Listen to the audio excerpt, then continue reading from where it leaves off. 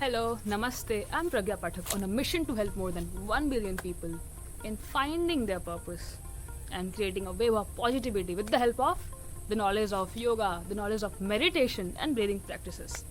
So today we will discuss about the Ashtanga Yoga, the 8 limbs of yoga by Maharshi Patanjali. क्या है वो अष्टांग योग?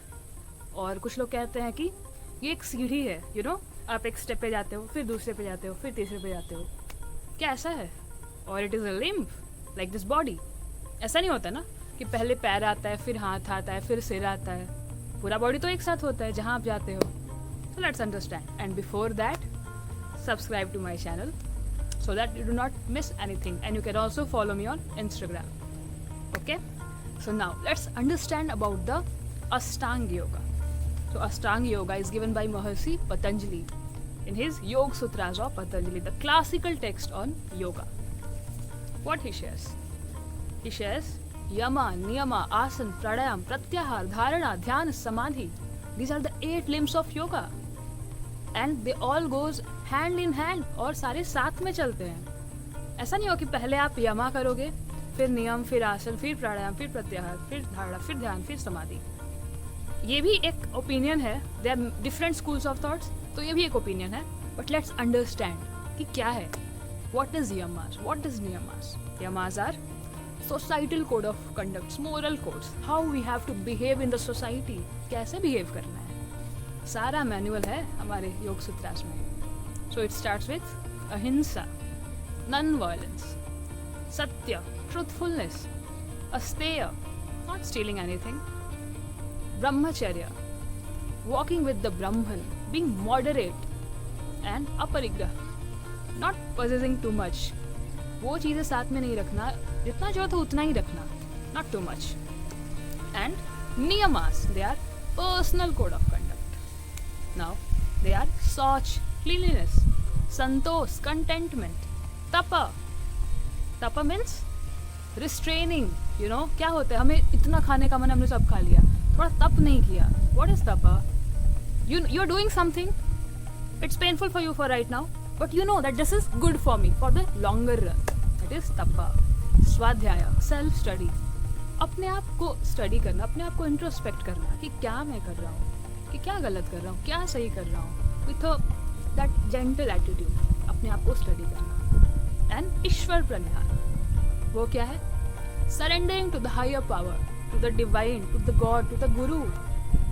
Surrender कर देना कंप्लीटली. तो these were यमास and नियमास.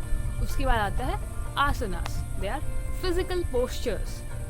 Then pranayama. Pranayama is breathing practices. जो हम ब्रीदिंग प्रैक्टिस करते हैं ब्रेथ के through, that is pranayama. Then pratyahara. What is pratyahara? This is withdrawal of the senses.